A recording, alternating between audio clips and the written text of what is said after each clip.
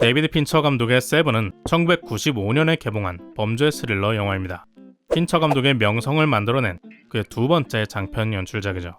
모건 프리먼과 브래드 피트의 형사 듀오 연기도 훌륭했지만 최종 빌런인 케빈 스페이시 역시 짧은 시간 동안 강렬한 인상을 남기며 양들의 침묵에 한니발 렉터에 버금가는 뛰어난 악당 캐릭터를 남겼는데요. 영화는 기독교의 7대 죄악을 주제로 하나님이 세상을 창조했다는 7일 동안 벌어지는 범죄와 수사를 다루고 있습니다. 은퇴를 앞둔 노련한 형사와 새로 정겨놓은 혈기왕성한 형사는 이 연쇄살인 속 두 가지 인간상을 보여주죠. 먼저 감정적이고 충동적인 밀스는 사건을 보이는 대로 성급하게 판단합니다. 반면에 차분한 서머셋 형사는 현장에서 남다른 질문을 던지고 다른 형사들이 못 보는 것을 발견하는 사람이죠. 영화 속 도시의 이름이 나오지 않고 촬영은 대부분 캘리포니아에서 이루어졌지만 이 암울한 도시의 배경은 뉴욕입니다. 미국은 물론이고 세계를 대표하는 대도시 뉴욕의 엉망인 치안과 비인간적인 실상을 담아내고 있죠. 감독은 왜 가장 현대적인 대도시와 7대 죄악이라는 옛 윤리관을 가져와 미치광이 살인마에게 주었을까요? 이 영화에서는 6일 내내 비가 내립니다. 마지막 날에만 해가 뜨는데요. 처음 발생하는 사건의 죄목은 식탐이죠. 범인이 모티브로 삼은 책 중 하나인 단테의 신곡에서 식탐은 지옥의 3층입니다. 세욕이 그보다 먼저 나오죠. 식탐의 지옥에는 끝없이 더럽고 차가운 비가 내리고 세욕의 지옥에는 폭풍이 몰아칩니다. 이 도시의 풍경은 마치 두 지옥을 합쳐놓은 듯한데요. 그 중에서도 식탐을 먼저 보여준 것은 가장 겉으로 드러나기 때문이라 생각합니다. 사람들이 다른 이의 겉모습만 대충 보고 쉽게 판단하고 정의하는 걸 꼬집으려는 것이죠. 그래서 뒤에 다른 사건들과 다르게 식탐이라는 문구와 신라권을 인용한 메모는 냉장고 뒤에 숨겨져 있었습니다. 이 사건을 겉으로만 대충 보는 것이 아니라 본질을 깊게 들여다볼 누군가를 기다린 거죠. 어쩌면 서머셋 형사에 대해 조사하고 그를 기다렸을지도 모릅니다. 범인 존 도는 설교를 하고 싶었고 그렇게 자신을 알아봐줄 사람을 원했습니다. 자신의 범행이 세상에 교훈을 주길 바라죠. 그러나 세욕 사건 이후 두 형사가 바에서 나누는 대화처럼 이 도시는 타인에게 무관심합니다. 스탠리 밀그램의 도시과부하 이론에 따르면 밀도가 높은 도시는 지나치게 많은 정보로 견디기 힘든 스트레스를 유발하는데요. 그래서 도시인들은 에너지를 아끼기 위해 타인에게 무관심한 채 맡은 일만 처리하죠. 영화의 첫 사건은 치정살인 현장이었습니다. 서머셋은 사건 현장을 아이들이 봤냐며 다른 형사들은 관심 없는 것들을 물어보는데요. 아이들을 걱정한 연민의 질문으로 보입니다. 그는 밀스에게 무관심이 미덕이 되는 사회에서는 살고 싶지 않다라고 말하면서도 결국엔 무관심이 답이다라며 체념하는 모습을 보이는데요. 이 영화의 실외가 지옥의 풍경을 묘사했다면 실내의 모습은 인간의 내면을 표현합니다.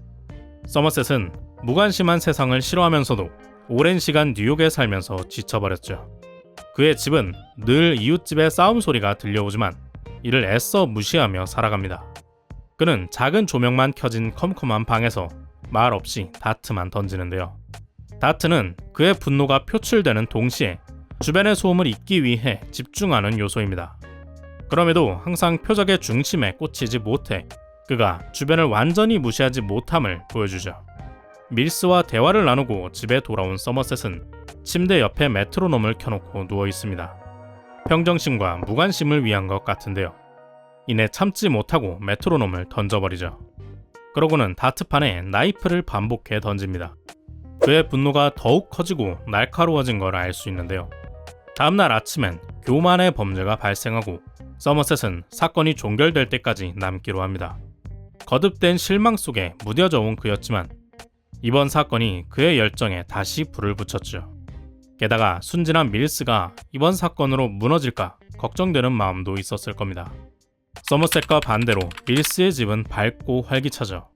범인을 잡아 해피엔딩을 만들겠다고 하는 그는 서머셋에 비해 성급하고 다혈질이지만 그만큼 아직 열정과 정의감이 살아있는 형사인데요.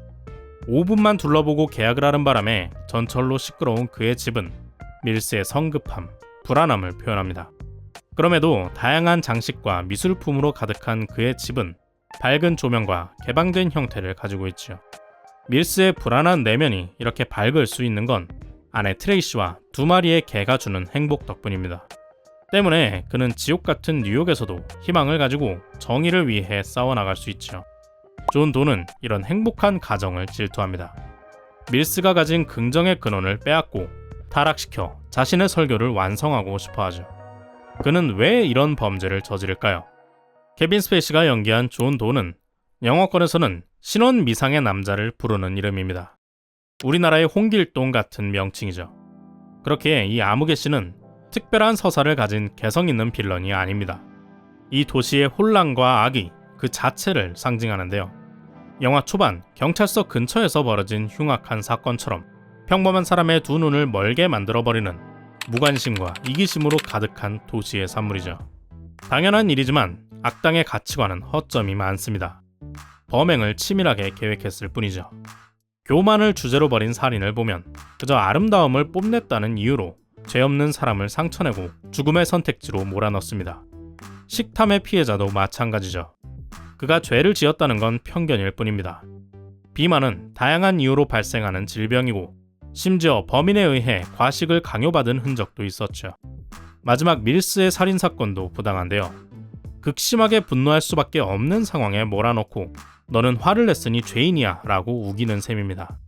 자살과 마찬가지인 존 도의 죽음도 그저 처벌 이후의 괴로움을 피하기 위해서, 또한 자신의 정신나간 계획을 완성하기 위한 범죄의 연장선일 뿐이죠. 이렇게 7개의 죄악이 비합리적인 건 죄는 그저 핑계이기 때문이라 생각합니다. 존 도는 자신의 불행과 괴로움이 사회의 부도덕함에서 비롯되었다고 생각하고 그걸 바로잡을 규율이 필요하다는 결론을 냈겠죠. 그의 설교는 추악한 범죄일 뿐이고 피해자들도 그저 억울한 사람들이지만 서머셋이 말하는 무관심이 미덕인 사회에 분명 문제가 있다고 느껴지긴 합니다. 존 도 같은 인물의 등장 자체가 이 사회에 문제가 있음을 보여주고 있죠. 데이비 핀처 감독은 현대인의 불안을 다루는 걸 좋아하는 것 같습니다. 파이트 클럽이나 더 킬러에서도 잘 드러나죠. 세븐이 보여주는 현대인의 불안은 공동체 의식의 부재에서 온다고 느꼈습니다. 너무 다양한 사람이 모여서 사는 세상은 내 옆집에 사는 사람이, 지나치는 사람들이 나와 같은 가치를 공유하고 있는지 아무런 확신을 가질 수 없죠. 이해할 수 없는 기준과 공감할 수 없는 가치를 가지고 흉악한 범죄를 저지르는 뉴스 속 아무개씨, 존 도라는 빌런이 나타난 이유라고 생각합니다. 7개의 죄는 현대에 맞지 않는 걸까요? 그렇다면 세상에는 새로운 규율이 필요할까요? 이 영화는 배드엔딩입니다. 그것도 심각하게 비참한 엔딩이죠. 존 도가 자신의 모든 목표를 잃었고 열정적이던 젊은 형사는 무너져버렸습니다. 어디로 갈 거냐는 물음에 서머셋은 근처에 있을 거라 대답하는데요. 세상은 멋진 곳이고 싸워서 지킬 만한 가치가 있다. 해밍웨이의 말을 인용하는 서머셋은 뉴욕에 남아 싸우기로 한 것으로 보입니다. 그는 여전히 세상이 끔찍한 곳이라 생각하지만 지키기 위해 싸워볼 가치가 있다는 것에는 동의하죠. 서머셋의 정의와 열정이 다시 살아난 것을 보여주는 엔딩이었습니다. 밀스의 좌절은 비극적이죠. 그의 개인사적으로는 물론이고 젊은이의 정의감이 무너지는 건 사회적으로도 큰 타격이자 위기인데요. 그럼에도 나이든 서머셋이 은퇴를 번복하고 다시 사회를 지키기 위해 나선다는 건 희망적입니다. 언젠가는 밀스에게도 일어날 수 있는 변화니까요. 서머셋은 인간을 비관적으로 보고 썩은 세상에 지쳐 있었지만 이에 싸워나갈 지혜를 가졌습니다.